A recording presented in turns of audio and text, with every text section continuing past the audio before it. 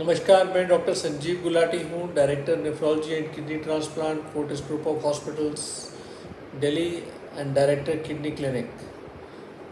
आज हम डिस्कस करने जाएंगे कुछ नई एविडेंस कि एंटीबॉडी रिस्पॉन्स कैसे बढ़ाया जाए आपका। तो इसके लिए सबसे पहले तो जानना होगा कि कितनी टाइप की वैक्सीन्स अवेलेबल हैं इंडिया में, क्योंकि इसमें भी कुछ चेंजेस आए हैं और कुछ लोग सोचते हैं कि एक टाइप ऑफ वैक्सीन बेटर होती है। तो सेकंड में आपको बताऊंगा कि कैसे इवेलुएट की जाती है वैक्सीन एफिकेसी, तभी हम डिसाइड कर पाएंगे कि एफिकेसी किसकी बेटर है। तीसरे नंबर पे हम डिस्कस करेंगे कि जितनी भी वैक्सीन्स हैं उनमें सबसे अच्छी कौन सी है, क्या इनमें कोई डिफरेंस है या नहीं है। चौथे नंबर पे मैं आपको हाई रिस्क पेशेंट्स बताऊंगा जिनमें हमें मालूम है कि एंटीबॉडी रिस्पॉन्स पुअर है और इनमें हमें ऑल्टरनेटिव स्ट्रैटेजीज़ का इस्तेमाल करना पड़ेगा अगर हमने इनकी प्रोटेक्शन को बढ़ाना है। और पाँचवें नंबर पे मैं ऐसी स्ट्रैटेजीज़ आपको बताऊंगा कि कैसे एंटीबॉडी रिस्पॉन्स हम अपना बढ़ा सकते हैं। तो सबसे पहले तो कौन कौन सी वैक्सीन्स अवेलेबल हैं इंडिया में। अभी तक 3 टाइप की वैक्सीन्स आ रही हैं।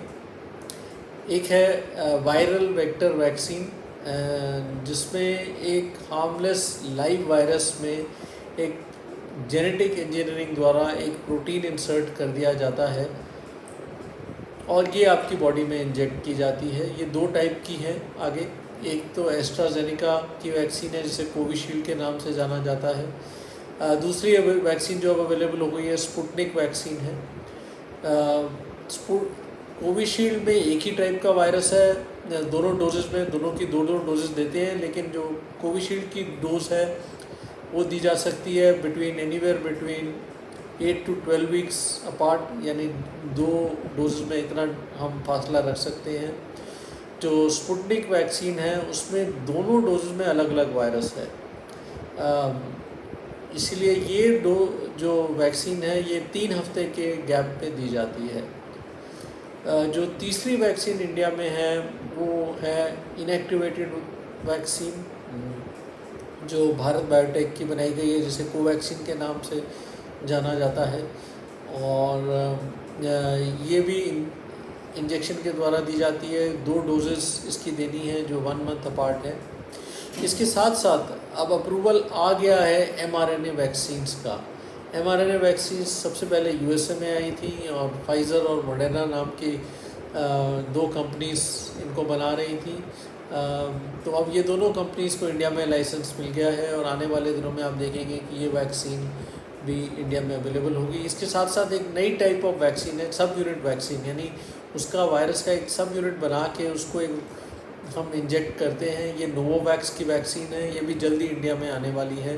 तो ये तीनों वैक्सीन्स आप देखेंगे कि जल्दी इंडिया में आ रही हैं। और एक फॉर द फर्स्ट टाइम एक डीएनए वैक्सीन जाइडस कंपनी ने बनाई है और पूरी दुनिया में पहली बार जाइडस नाम की कंपनी, जो इंडिया की एक लीडिंग फार्मास्यूटिकल कंपनी है, उन्होंने डीएनए वैक्सीन तैयार कर ली है। और ये एक entirely different type of vaccine है। तो ये सब different types of vaccines available हैं। सेकेंड, अब आपको बताएंगे कि कैसे एवेलुएट करते हैं कि वैक्सीन की एफिशिएंसी क्या है। पॉपुलरली ये देखा गया है, लोग एंटीबॉडी लेवल मेजर कर रहे हैं और कुछ स्टडीज़ ऐसी आई कि उन्होंने कहा कि शायद कोविशील्ड के साथ ज़्यादा एंटीबॉडीज़ बनती हैं, कोवैक्सीन के साथ कम बनती हैं। लेकिन ये स्टडीज़ बहुत छोटे नंबर्स में थी। तो एक तो तरीका होता है एंटीबॉडी मेजर करने का। तो एंटीबॉडी भी 2 टाइप की होती है। एक आईजीजी एंटीबॉडी होती है जो इन्फेक्शन के बाद आती है। आपको देखना है neutralising antibody against spike protein. अगर ये एंटीबॉडी आप टेस्ट करें तभी आप बता सकते हैं कि आपका एंटीबॉडी रिस्पॉन्स हुआ या नहीं हुआ। एक और तरह की इम्यूनिटी होती है, एंटीबॉडी इम्यूनिटी, जगह सेल मीडिएटेड इम्यूनिटी होती है, बहुत मुश्किल होती है मेजर करनी। तो लेकिन हमें ये जानकारी होनी चाहिए कि खाली एंटीबॉडी से नहीं पता चलता कि वैक्सीन कितनी एफिशिएंसी है। तो और क्या तरीके हैं। सेकंड होता है ब्रेक थ्रू इन्फेक्शन रेट, यानी जिन लोगों को वैक्सीन मिली उनमें कितनों में इन्फेक्शन पाया गया। और जो लास्ट पैंडमिक में स्टडीज़ आई, इंक्लूडिंग हमारी अपनी स्टडी जो फोर्टिस हॉस्पिटल में आई, तो हमने देखा कि जिन लोगों को हेल्थ केयर वर्कर्स में 15 से 20% को despite getting vaccine breakthrough infections हो रहे हैं। तीसरा तरीका है सीवियर इन्फेक्शन रिक्वायरिंग हॉस्पिटलाइजेशन। इसमें देखा गया है कि ये सबसे अच्छा तरीका है, क्योंकि माइनर इन्फेक्शन का उतनी इम्पोर्टेंस नहीं है। तो जो सीवियर इन्फेक्शन रिक्वायरिंग हॉस्पिटलाइजेशन है, मेन एम वैक्सीनेशन का उसी को प्रिवेंट करना है। तो ये 3 तरीके से इवेलुएट कर सकते हैं। और अब हम देखेंगे थर्ड पॉइंट में कि अगर हम ये 3 पैरामीटर्स लें तो क्या एफिशिएंसी रेट है। सबसे पहले तो मैं आपको बताऊंगा कि जो फाइज़र और मॉडर्ना का ट्रायल्स में जो एफिशिएंसी रेट रिपोर्टेड था वो 94 to 95% था। लेकिन जैसे ही म्यूटेशन होती है सब चेंज हो जाता है वायरस का। इनफैक्ट जो लेटेस्ट स्टडी आई है डेल्टा वायरस वेरिएंट के अगेंस्ट, फाइज़र की जो एफिकेसी बताई गई है लेबॉरेटरी पैरामीटर्स में ब्रेक थ्रू इन्फेक्शन में उस 65% रह गई है। तो इसीलिए कुछ लोग जो लोग फ़्लाइट लेके यूएस जाने की तैयारी में थे, या कुछ लोग सिंगापुर गए और ये सोच के इन्होंने ये वैक्सीन लाई सुपीरियर है, वो कहना मुश्किल होगा, क्योंकि किसी भी वैक्सीन का हेड टू हेड ट्रायल नहीं है। और हेड टू हेड ट्रायल भी तभी कामयाब होगा अगर वो सेम वायरल वेरिएंट को स्टडी करेंगे। यानी एक पैंडमिक हो रहा है, एक पर्टिकुलर वेरिएंट, मान लीजिए जैसे आज कल दुनिया में डेल्टा वेरिएंट सबसे प्रोडोमिनेंट है, तो डेल्टा वेरिएंट में अगर हम सारी वैक्सीन्स का हेड टू हेड ट्रायल करें तभी पता चलेगा कि कौन सी वैक्सीन अच्छी है। लेकिन जो इन्फॉर्मेशन अभी अवेलेबल है हमारे पास कि सारी वैक्सीन्स डेल्टा वेरिएंट में 60 to 70% है, इंक्लूडिंग कोवैक्सीन जो इंडिया की अपनी बनाई हुई वैक्सीन है, उसका भी अब फेज़ 3 डेटा रिलीज़ कर दिया गया है। और जो हमारी पिछली स्टडीज़ हुई हैं लास्ट पेंडेमिक में, उन्होंने उसमें भी यही उभर के सामने आया है कि कोविशील्ड और कोवैक्सीन का protection rate against breakthrough infections more और लेस सिमिलर था। एक बहुत इंटरेस्टिंग बात थी कि ऑलमोस्ट मोर देन 99% प्रोटेक्शन थी against severe infection requiring hospitalisation, 99.9 ही कह सकते हैं। तो इसीलिए जो भी वैक्सीन मिले वो लगवा लेनी चाहिए। यही वर्ल्ड हेल्थ ऑर्गेनाइजेशन बता रहा है, centre for disease control US से बोल रहा है कि कोई वैक्सीन सुपीरियर नहीं है। अगर आप ये 3 आंकड़ों में देखा जाए, सबका एफिकेसी रेट 60 to 70% है।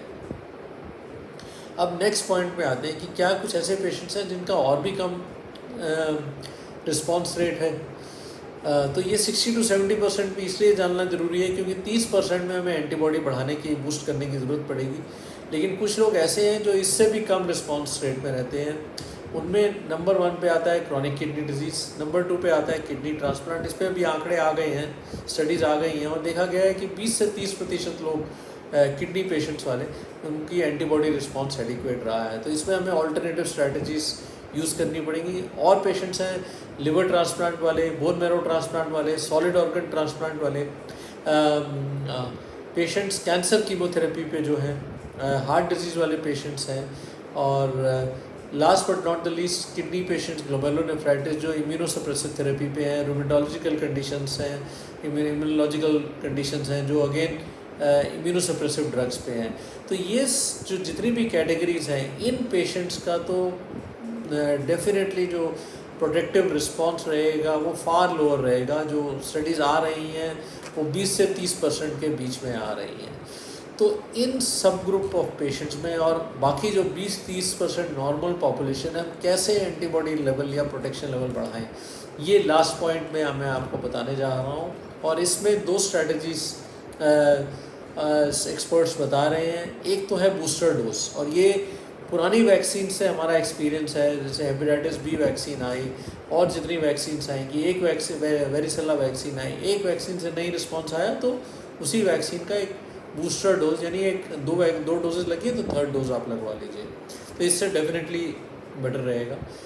एक और स्टडी सामने आई है जिसमें वैक्सीन मिक्स की गई हैं। अच्छा, मिक्सिंग का ये मतलब नहीं है कि दोनों वैक्सीन को आधा आधा डाल के एक ही टाइम लगाना है। मिक्सिंग का मतलब ये होता है कि फर्स्ट डोज एक वैक्सीन की लगी, सेकेंड डोज दूसरी वैक्सीन की। जैसे कि मान लीजिए आपने पहली कोविशील्ड लगा ली और उसके बाद इंडिया में दूसरी कोवैक्सीन या स्पुतनिक लगा ली। तो बाहर की कंट्रीज में स्पेन से ये स्टडी आई कि जिनमें एक्सीडेंटली, यूएसए से भी आई, जिनको गलती से दूसरी डोज लग गई अलग वैक्सीन की, एक्सपर्ट्स ने, रिसर्चर्स ने उनकी एंटीबॉडीज लेवल देखी तो वो एकदम अचंभे में सरप्राइज रह गए, क्योंकि उन्होंने देखा कि एज़ कंपेयर टू दोज, यानी जिनमें सेम टाइप की 2 वैक्सीन्स लगी, डोजेज लगी, और जिनमें 2 अलग अलग टाइप की डोजेज लगी, उनमें जो सेकेंड कैटेगरी में यानी मिक्सिंग ऑफ वैक्सीन्स कैटेगरी में जो एंटीबॉडी रिस्पॉन्स था वो कहीं ज़्यादा था। सो अब ये उभर के आ रहा है, इस पे और स्टडीज़ अवेटेड है, लेकिन वो रिसर्चर्स में एटलीस्ट कंसेंसस बन रहा है। पॉलिसी चेंज में थोड़ा टाइम लगेगा कि जिन लोगों के एंटीबॉडी रिस्पॉन्स पुअर है उनको मिक्सिंग वैक्सीन स्ट्रैटेजी शायद बेटर रहेगी। डेफिनेटली इसमें गवर्नमेंट का एक हमें एक्सेप्टेंस और पॉलिसी से चाहिए होगा, ताकि या फिर जब ओपन मार्केट में वैक्सीन आ जाएँ तो ये सब पॉसिबल रहेगा। बट आपके लिए ये जानकारी ज़रूरी है, ताकि जो भी लोगों का एंटीबॉडी रिस्पॉन्स एडिक्वेट नहीं है, they can plan for these 2 strategies, ताकि उनका एंटीबॉडी रिस्पॉन्स बढ़े, उनका प्रोटेक्शन बढ़े, और आने वाली वेव्स से जो कोविड पैंडमिक की वेव्स चल रही हैं उससे वो बच सकें। Thank you. और अगर आपको ये वीडियो पसंद आया तो ज़रूर मेरे चैनल द किडनी क्लिनिक को सब्सक्राइब करें। इसमें किडनी पेशेंट्स के जो बारे में हम time to time new advances के बारे में बताते रहते हैं। धन्यवाद।